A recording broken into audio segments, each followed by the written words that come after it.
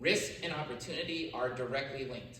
Society, our parents, ourselves, evolution, all of them want us to be geared to avoid risk because they view risk as a bad thing. But the reality is, ladies and gentlemen, it is not. It is an incredibly good thing.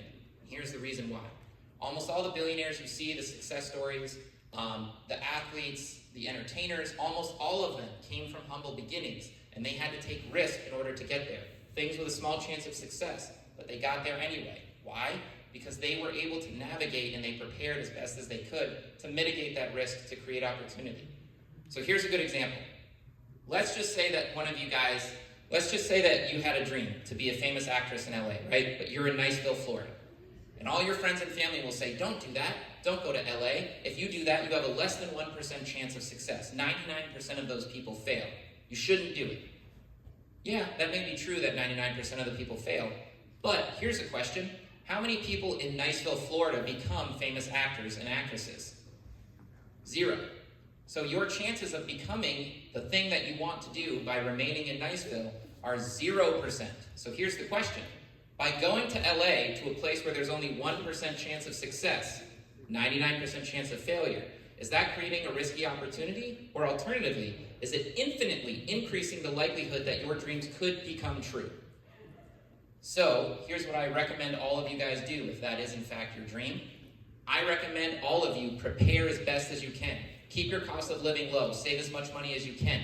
Research acting classes. Go to open mics. Go to karaoke. Take any class you can at Northwest Florida State relating to acting and public speaking. And do as many things as you possibly can do. And save as much money as you possibly can. So by the time that you are ready to go to LA, you have $10,000 saved in the bank. You don't need to take a day job right away. You have enough money to survive and go to endless auditions. And you've already been getting the ball rolling and exposing yourself to your fears, getting used to being in camera, doing auditions, understanding rejection is inevitable. So by the time you get to LA, you were infinitely prepared as opposed to the other people that half-assed it and they weren't ready for it and they give up and quit. Because the reality is, you only lose when you surrender and you give up entirely. And I am testament to that.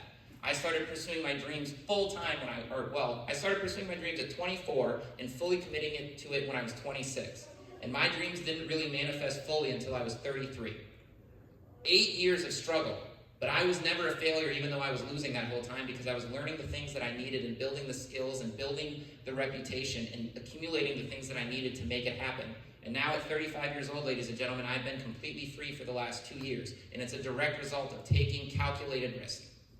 So with all of that being said, it doesn't matter whether or not you want to pursue a 9-to-5, it doesn't matter if you want to start your own business, enter the entertainment world, carve your own path, be an influencer, whatever it is that you want to do, I recommend that each and every one of you follow your heart and understand that it is completely and truly possible for those dreams to become real as long as you commit to it and you refuse to give up until you get there and you think creatively about how you're going to do it.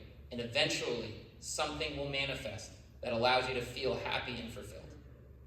So thank you guys so much.